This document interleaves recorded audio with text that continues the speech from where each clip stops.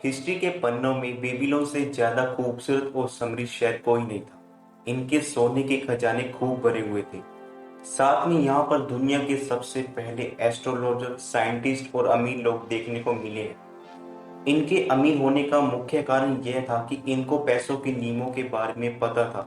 साथ में हम आपको ये भी बताएंगे कि कैसे आप अपनी मंथली इनकम से बचत करके अमीर बन सकते हैं और आपको किसे कर्ज देना चाहिए, किसे नहीं, वो भी इस वीडियो में हम आपके साथ शेयर करेंगे। अगर आप चैनल पर फर्स्ट टाइम है तो आप प्लीज चैनल को सब्सक्राइब कर दें। Chapter number 1, the man who desire gold. बंजार, जो कि बेबीलोन में रथ चलाता था, एक दिन वह दीवार पर बैठकर अपने घर को बहुत मायूस होकर देख रहा था। वह परेशान था कि वह एक छोटी सी झोपड़ी में रहता है और उसके आसपास के घर बहुत आलीशान बने हुए हैं। जब जब वह अपने घर की तरफ देखता, उसे यह बात भी याद आती, घर में खाने की बोरी खत्म हो गई है।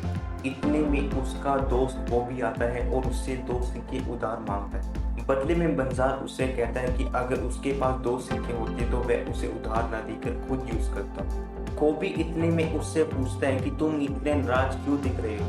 बंजार कहता है कि उसने सपना देखा है कि उसका पर्स काफी भरा हुआ है और वह आलीशान घर में रहता है।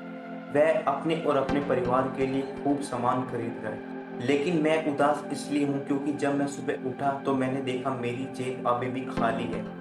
वह कोबी से कहता है कि हम दुनिया के सबसे अमीर शहर में रहने के बावजूद भी गरीब हैं। हमने अपनी पूरी जिंदगी में कभी पैसा नहीं जोड़ा। इसी दौरान अरकत वहां से हर किसी को हाथ जोड़कर गुजर रहा था। इतने में कोबी उससे कहता है कि एक समय था जब अरकत भी हमारी तरह गरीब था, लेकिन आज वो बेबीलोन का सबसे अमीर आदमी है। इतने में बंजार उससे कहता है कि क्यों ना हम उससे कुछ पैसे उधार लें। कोबी कहता है कि इंसान की दौलत उसकी जेब में नहीं बल्कि उसके दिमाग में होती है। Chapter number 2, richest man in Babylon. प्राचीन बेबीलोन में अरकत नाम का एक अमीर आदमी था। उसकी दौलत के चर्चे दूर दूर तक फैले हुए थे। वह दिल खोल कर दान देता था और खूब खर्च करता था। फिर भी वह हर साल जितना खर्चा करता था उसकी दौलत उतनी तेजी से बढ़ती। एक दिन उसके बचपन के मित्रों ने उससे आकर पूछा कि तुम तो बहुत अमीर आदमी बन गए हो। एक समय था जब तुम भी हमारी तरह गरीब होते थे, लेकिन आज तुम बेबीलोन के अमीर आदमी, जबकि हमें मुश्किल से गुजारा करना पड़ रहा है। इतने में अरकत कहता है कि तुम लोगों को पैसों की दिक्कत आ रही है। इसका मतलब है या तो तुम दौलत इकट्ठी करने के नियमों को नहीं जानते या तुम उनका पालन अच्छे से नहीं करते। इतने में अरकत ने बताया कि एक दिन साहूकार अलोमिश सिटी मास्टर के घर पर आए। मैंने उनसे कहा, आप बहुत अमीर आदमी हो, क्या आप मुझे बता सकते हो कि अमीर कैसे बनते हैं? उन्होंने कहा, मैं तुम्हें वह सब बातें बताऊंगा जो तुम मुझसे जानना चाहते हो। उन्होंने बताया, तुम अमीरों की राह पर तब चल सकते हो जब तुम अपनी कमाई का 10% हिस्सा बचाकर अपने पास रखो, चाहे तुम कितना ही खर्च क्यों ना करते हो। उन्होंने मुझे बताया कि सबसे पहले हमें खुद को भुगतान करना चाहिए कि अपने 10% कमाई के हिस्से को बचा कर रखा और कुछ गलतियां करी, जैसे किसी को मैंने बिना ज्ञान के उधार दे दिया, या जब मेरे पास बहुत ज्यादा पैसे आने लगे तो मैं उसको फजूल खर्च करने लगा। लेकिन आखिरकार मुझे ये नियम सही से समझ आ गए। आज मैं काफी अच्छी जिंदगी जी रहा हूँ। Chapter number 3, 7 cures for lean purse.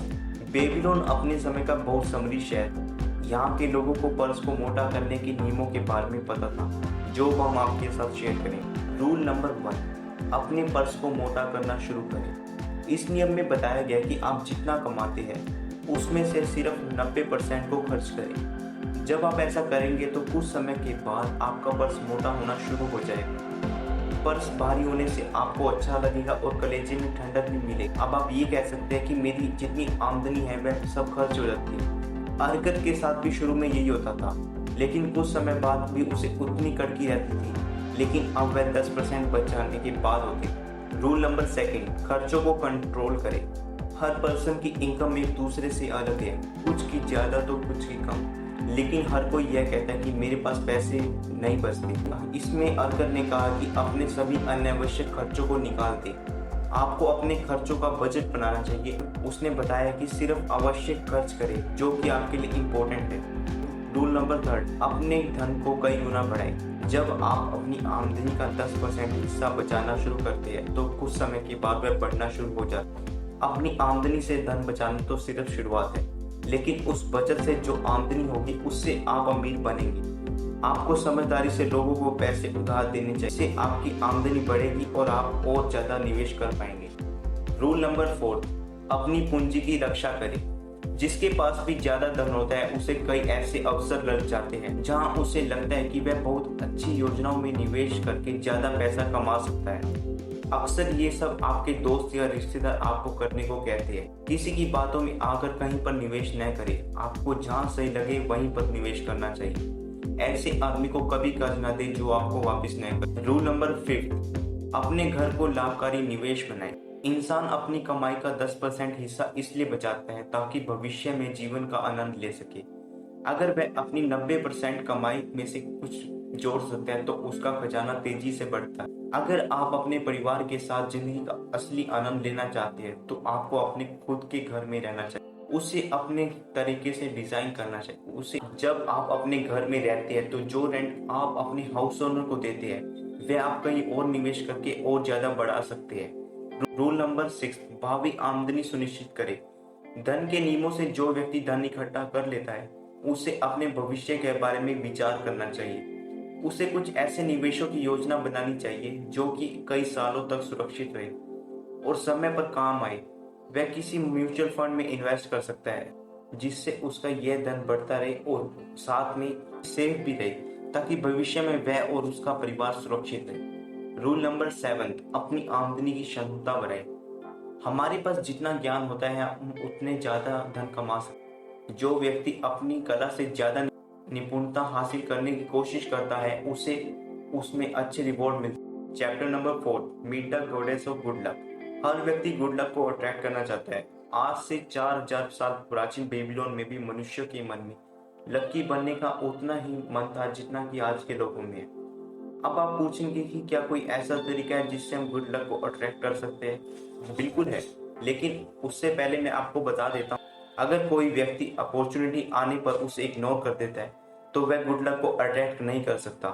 आपको जब भी अपॉर्चुनिटी मिलती है उसका पूरा यूज करें। अगर आप सोच रहे हैं कि आपको बैठे बिठाए सब कुछ मिल जाएगा तो यह पॉसिबल नहीं है।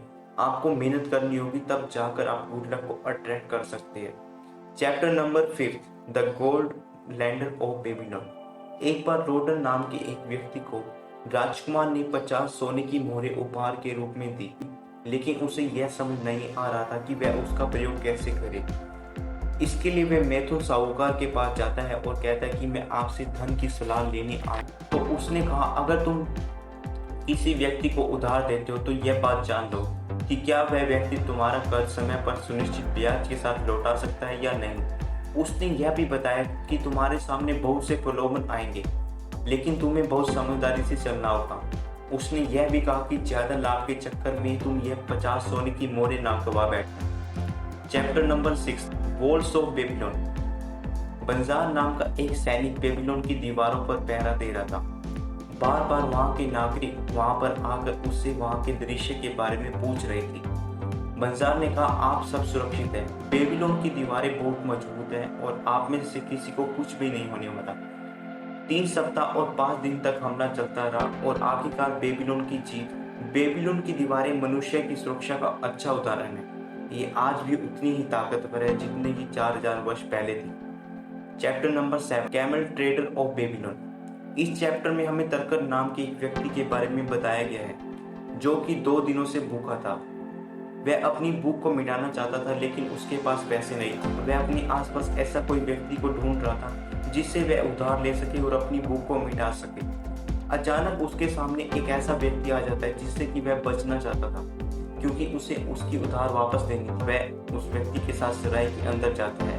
वह उसे अंदर इसलिए लेकर जाता है क्योंकि वह उसे अपनी कहानी सुना। तबासिन ने बताया कि एक समय था जब वह भी उसकी तरह गरीब और कर्ज डूबा हुआ था। उसके पास कोई काम करने को नहीं था। वह चोरी करता था और एक दिन वह पकड़ा भी गया। फिर उसे एक आदमी ने अपनी बीवी के कैमल की देखभाल के लिए खरीद लिया था। उसकी बीवी काफी अच्छी और नाइस नेचर थी।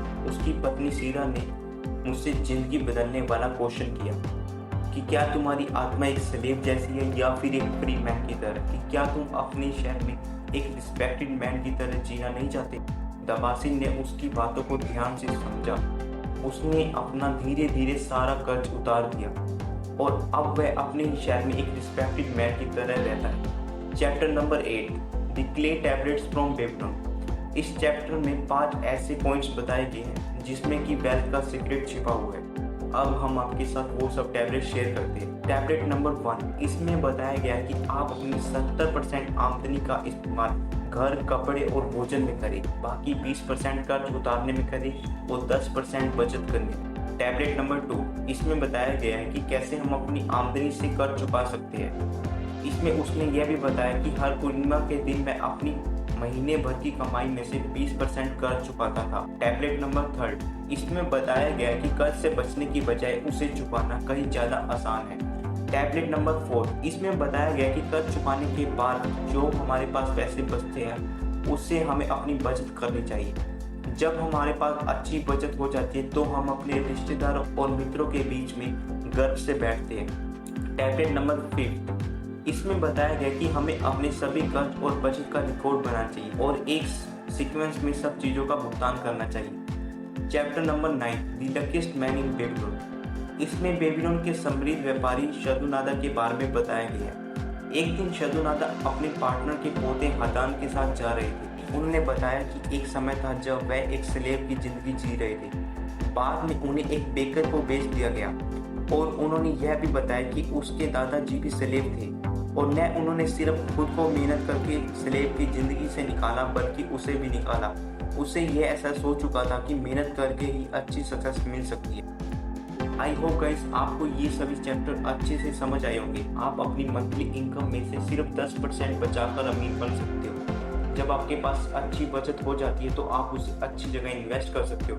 आप म्यूचुअल फंड, शेयर मार्केट या फिर किसी को ब्याज देकर उसे और ज़्यादा बढ़ा सकते हो। इस तरह आपको अमीर बनने से कोई नहीं रोक सकता। आई होप गाइस आपको ये वीडियो बहुत पसंद आई होगी, तो वीडियो को लाइक कर दे और चैनल को सब्सक्राइब कर दे और कमेंट सेक्शन में बताकर जाए आपको और कौन सी बुक की ऑडियो बुक समझ चाहिए।